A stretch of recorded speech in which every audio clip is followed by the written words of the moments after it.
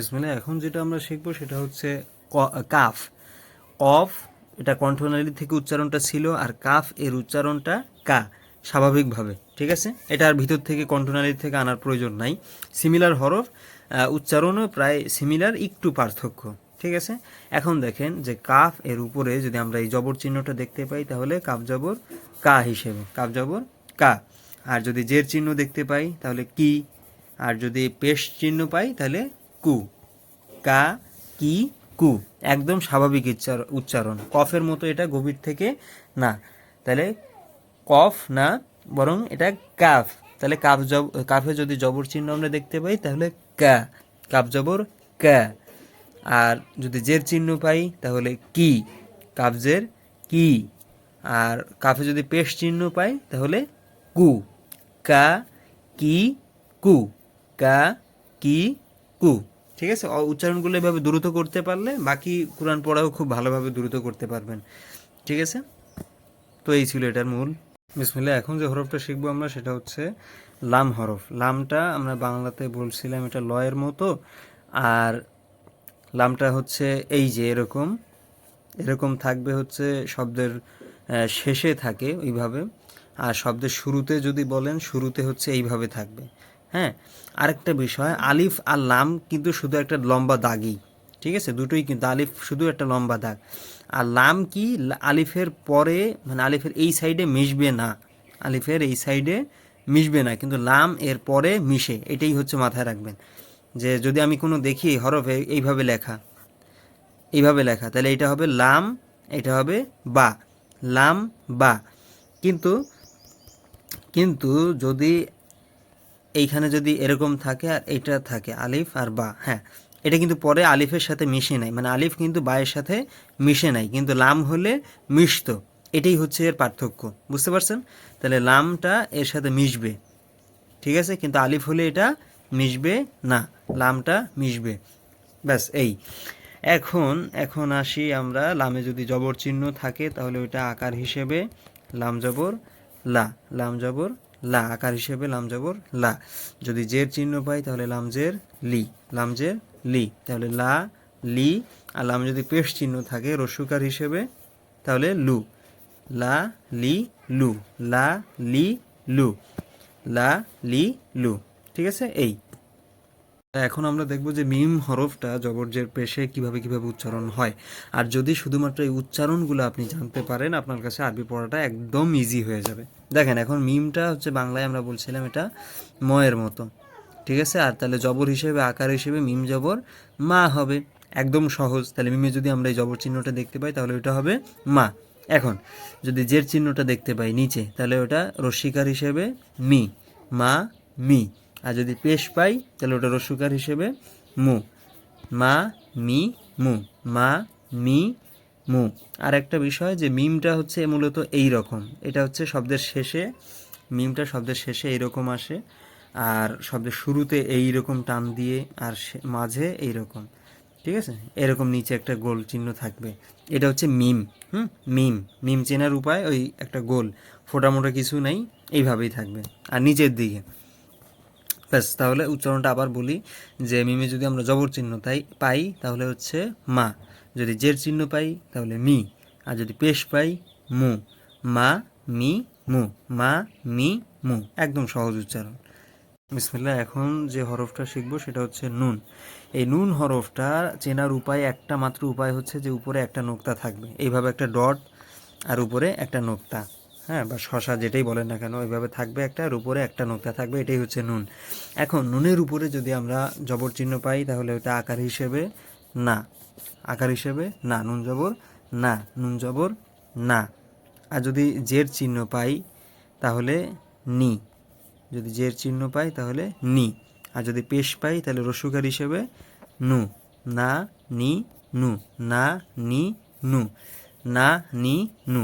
তাহলে নুনে যদি আমরা জবর পাই না উচ্চারণ হবে, যদি জের পাই নিচে তাহলে নি উচ্চারণ হবে, আর যদি পেশ পাই তাহলে নু উচ্চারণ। আর চেনার উপায় একটাই, যে উপরে একটা নুক্তা থাকবে, বায়ের থাকে নিচে, আর নুনের থাকবে উপরে, নুনের থাকবে উপরে, বায়ের নিচে থাকে, নুনের উপরে থাকে। তো এই আর কি। আবার উচ্চারণটা আমি বলি, যে নুনে যদি জবর থাকে না, নুনে যদি জের থাকে নি, নুনে পেশ থাকলে নু, না নি নু।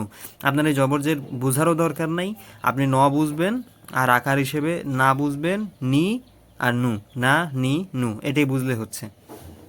বিসমিল্লাহ। এখন সহজ একটা হরফ নিয়ে আলোচনা, সেটা হচ্ছে ওয়াও। এই ওয়াওটা একদম এই যে এইভাবে টানের মতো, আর এটার কোনো পরিবর্তন নাই, এটা শুরুতে হোক মাঝে হোক শেষে হোক এইভাবে ওয়াওই থাকবে। এবং আরেকটা বিষয় জানেন যে ওয়াওয়ের পরে কোনো হরফ এভাবে মিলে আসে না, ওয়াওটা এরকমই থাকে, ওয়াওয়ের হরে কোনো হরফ মিলে আসে না। এখন যদি ওয়াওয়ে আমরা জবর চিহ্ন পাই তাহলে ওইটা আকার হিসেবে কী হবে, ওয়া। ঠিক আছে, ওয়া, ওয়াও জবর ওয়া, ওয়াও জবর ওয়া, ওয়াও জবর ওয়া আকার হিসেবে, বা ধরেন ওয়া ওয়া ওয়াই উচ্চারণটা, ওয়াও জবর ওয়া। হ্যাঁ, তাহলে উপরে যদি এই চিহ্নটা দেখতে পাই তাহলে উচ্চারণটা হবে ওয়া এর মতো।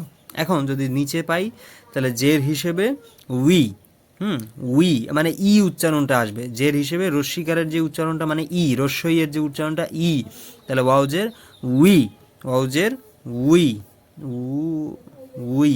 আচ্ছা, এইভাবে উই, ওয়াউজের উই। তারপরে ওয়াও যদি পেশ চিহ্ন আমরা পাই তাহলে ওয়াও পেশ উ, ওয়াও পেশ উ, দুইটা দীর্ঘ দিয়ে রস্যি ধরেন এইভাবে উ, ওয়াও পেশ উ, ওয়াও পেশ উ, তাহলে ওয়া উই উ, ওয়া উই উ, ওয়া উই উ। ক্লিয়ার?